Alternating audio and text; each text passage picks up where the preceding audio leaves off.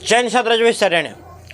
आज वाली इस वीडियो में हम लोग बात करने वाले हैं आखिर निषाद वंश के हमारे भाई बहन खुद को निषाद कहने में इतना हिचकिचाते क्यों हैं, या फिर वो खुद को निषाद गर्भ से क्यों नहीं कह पाते हैं।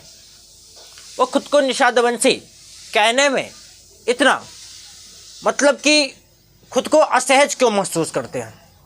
इसके पीछे कहीं ना कहीं कारण जरूर होंगे, कहीं ना कहीं उनके मन में कुछ गलत फहमियाँ होगी जिसके वजह से वे नहीं बोलना चाहते हैं। उसी गलत फहमियों को हम लोग इस वीडियो में दूर करने वाले हैं, तो वीडियो को अंत तक जरूर देखिएगा। मैं आप सभी को एक श्रीमद् भागवत पुराण का एक पेज लगा दे रहा हूँ, आप इसे पढ़ लीजिएगा। ये पेज जो है वो है, और ये उस पेज का उस अध्याय का है जिस अध्याय में राजा वेन की कथा बताई गई है। इससे पहले बहुत सारी कथाएं हैं, बहुत सारी कहानियां हैं श्रीमद् भागवत पुराण में, जिसमें हमारे ध्रुव का वंश वर्णन, हमारे पूर्वज ध्रुव का वंश वर्णन, राजा स्वयंभू मनु जी का वंश वर्णन, तत् सारे वंश वर्णन मौजूद है उसमें। मैं आपको केवल निषाद वाला दिखा देता हूँ जितना कि आपकी आवश्यकता है। आप अगर ज़्यादा स्टडी करना चाहते हैं तो श्रीमद् भागवत पुराण डाउनलोड कीजिएगा कहीं पर रियल वाला, और नहीं तो खरीद कर लाकर उसे ज़रूर स्टडी कीजिएगा।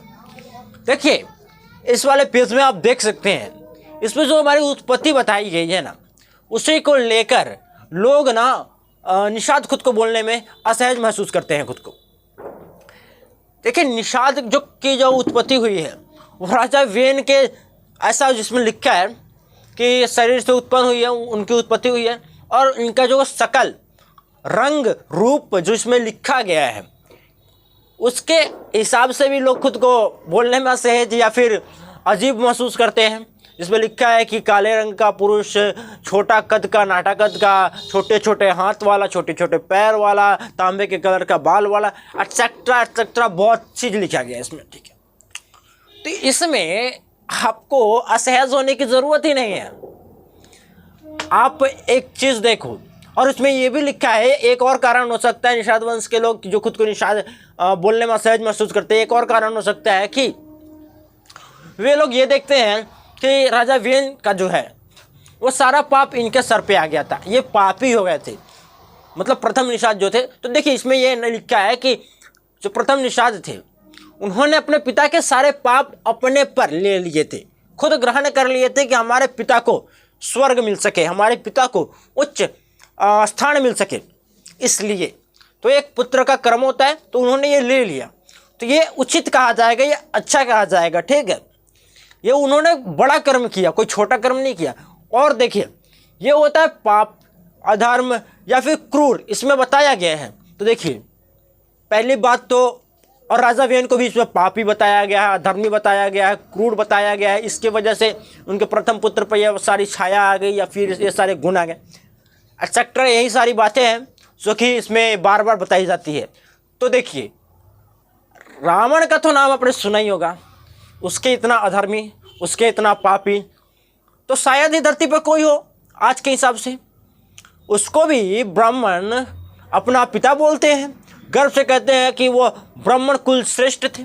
आपने कभी ये सुना है कि कोई ब्राह्मण ये बोले कि ब्राह्मणी कुल श्रेष्ठ, या फिर हमारे ब्राह्मण वर्ण के, ब्राह्मण समाज के हमारी ब्राह्मणी माता शूर्पणखा, कभी बोला है? शूर्पणखा कौन थी? रावण की ही बहन थी। तो जब रावण ब्राह्मण हो सकता है, जब रावण ही ब्राह्मण था, तो उसके बहन का जात तो दूसरा नहीं होगा, उसके बहन का वर्ण तो दूसरा नहीं होगा। किसी ब्राह्मण के मुंह से आपने ये सुना कभी कि शूर्पणखा, ब्राह्मणी शूर्पणखा, श्रेष्ठ ब्राह्मणी शूर्पणखा, ब्राह्मणों की पूर्वज शूर्पणखा, कभी सुना आपने? नहीं, कभी आपने ऐसा नहीं सुना होगा। और भी रावण के बहुत सारे पुत्र थे जिनका नाम आपने ऐसा नहीं सुना होगा कि कोई ब्राह्मण ऐसा बोले कि ब्राह्मण कुल श्रेष्ठ मेघनाथ, कभी ऐसा किसी ने नहीं बोला होगा। ब्राह्मण कुल श्रेष्ठ कुंभकर्ण, कभी ऐसा किसी ने नहीं बोला। बट रावण को लोग बोलेंगे ब्राह्मण कुल श्रेष्ठ रावण। भाई ये देखो, ये होती है एक प्रकार से अपनी अपनी बातें।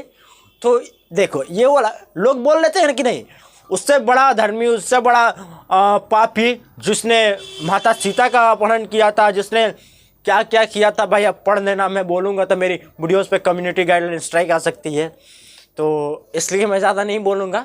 उनका बहुत सारा अच्छा अच्छा कर्म था रावण जी का, तो वो पढ़ लीजिएगा जाकर। और हाँ, उसको बहुत ही उच्च किस्म का लोग बनाने का प्रयास करते हैं, तो वो भी उचित नहीं है। आप खुद से जब स्टडी कीजिएगा भागवत का, खुद से स्टडी कीजिएगा धर्म ग्रंथों का, तो आपको उसकी सच्चाई पता चल जाएगी। जो सच्चाई कथावाचक नहीं बता पाते हैं पूरा, मतलब बताने का प्रयास नहीं करते, उनकी बेइज्जती होगी, ठीक है। तो ये बात ही होती है। हिरण्यकश्यप का तो नाम है, हिरण्याक्ष का तो नाम सुना ही होगा आपने।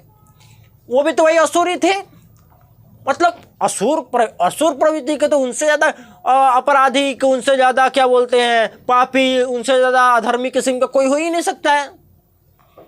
भगवान को ही ललकारते थे, वो भी भगवान से ही युद्ध करते थे, भगवान को नहीं मानते थे। सेम वही कर्म जो कि वेन जी का था। वेन जी का तो थोड़ा ठीक भी था, लेकिन ये लोग तो भगवान से के ही हाथ मरने के लिए तैयार थे कि किसी के हाथ नहीं मरेंगे, कोई हमसे बड़ा नहीं है, हम ही भगवान है, हम ही सब है, करते थे।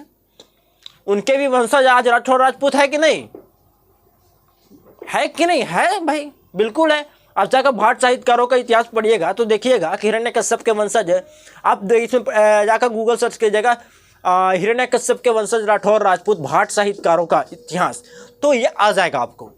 भाट कौन होते हैं? चारण, राजपुरोहित भाट। इनका कार्य था राजवंशों की वंशावली को सजह कर रखना। उनका काम था राजवंशों की वंशावली को लिख कर रखना। उनका कार्य था राजवंशों की वंशावली, राजाओं की वंशावली और राजाओं के पीढ़ी दर पीढ़ी का हिसाब रखना।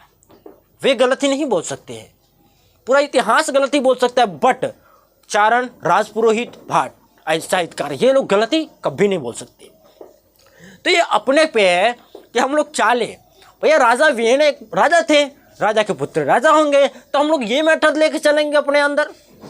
राजपुत्र थे वो, राजा वेन जी का क्षत्रिय वर्ण था, इनका भी क्षत्रिय वर्ण होगा। राजा वेन किसके पुत्र थे? राजा वेन अंग के पुत्र थे, तो उनका भी क्षत्रिय वर्ण था, तो इनका भी क्षत्रिय ही वर्ण होगा। जैसे कि रावण अधर्मी भी था, लेकिन वर्ण का क्षत्रिय, वर्ण का ब्राह्मण था, क्योंकि उनका बाप ब्राह्मण थे, तो लोग तो बोलते हैं ना उनका ब्राह्मण। तो हम काहे नहीं बोले निषाद, प्रथम निषाद को क्षत्रिय? हम काहे नहीं बोले प्रथम निषाद को क्षत्रिय? क्यों नहीं हम खुद को निषाद वंशी क्षत्रिय बोले? तो यही होता है, बोल रहे भाई।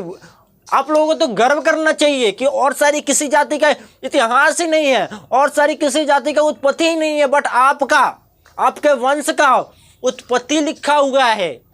अच्छा हो या बुरा, लिखा तो है ना कम से कम। किसी किसी का तो बाप का नाम तक का जिक्र नहीं आता है धर्म ग्रंथ में, वो भी आज ऊंचा बनने का प्रयास कर रहे हैं।